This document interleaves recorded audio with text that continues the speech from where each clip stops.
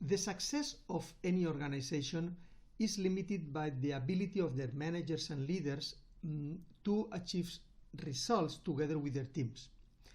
Therefore, the development of those managers and leaders is or should be a key priority for any organization. The problem here is that in most of the cases, that development is narrow focused on the skills of the managers and leaders related to their area of activity, rather than having a much broader perspective and multidisciplinary development. So, for example, if one organization wants to have an engineering manager, they look for an expert on that area and they would like that person to be the expert for engineering, forgetting that that engineering manager will drive the engineering team. The results will come from the actions of their team. So managers and leaders need to develop themselves in different areas. I have identified 5 key and basic areas that any successful manager or leader need to develop themselves. Let's review them. Area number 1 is related to the expertise or the knowledge. Let's call the knowledge of your role. So if you are an engineering manager, like the example before, you need to know something about engineering. You need to know the current challenges. You need to know the key indicators. You need to know the technology trends. You need to know the key players. You need to know how your team, from engineering point of view, can provide more value to your organization and to your customers. But you don't need to be the subject matter expert, and this is the mistake that many organizations make. You don't need to be subject matter expert. The second area to focus on is improving your relationships with your key customers. I have seen many managers who seldom talk to their customers, and they just talk to them when there are problems, to ask some favor or to give some explanation. So you have to develop personal and professional relationships with them. You have to understand their needs. You have to understand their pain points.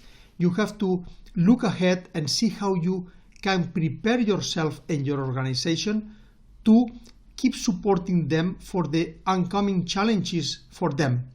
And by doing that way, by proceeding that way, those relationships will become stronger, and that partnership will provide higher level of results for both organizations, yours and your customers.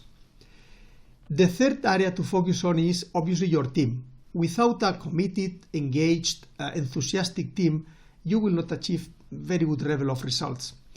So your focus has to be on creating the environment so your team will perform at their best, and that nobody would like to leave. Even your next door competitor would offer them better salary.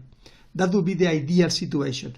Because if you lose one talent from your team, that would represent a dip in your performance, current or future performance, and you cannot afford this. You need your team committed and engaged together with you. The fourth area to look at and to develop is yourself. You are a professional, and you can be compared to a professional athlete, where they are every day sharpening their skills, getting support, getting feedback, practicing to get better and better when they get on the field. So you have to identify which skills you need to keep improving, to keep getting better, so you will perform better on your field when the daily challenges will come up. And the fifth area that you need to focus on to get sustainable and consistent high level of results is on your well-being. You have to be physically and emotionally fit, ready to face any challenges when the challenge will come.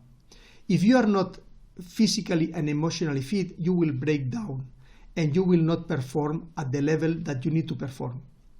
So you have to identify those habits, those actions that you can take on yourself, so you can get better and better and prepare yourself for the daily performance that you have to do in your organization.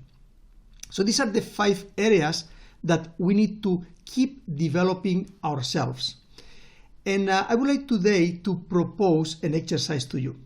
I would like today to ask you to rate yourself from 1 to 5. Where do you see yourself in each one of these areas? Where do you see yourself on the knowledge on your business, in the area of activity of your business, where you are on the relationships with your customers, where you are on the developing your team, where you are on developing yourself, and where you are on your physical and emotional state. And I would like you to plot this, to draw that on a piece of paper, something similar to this.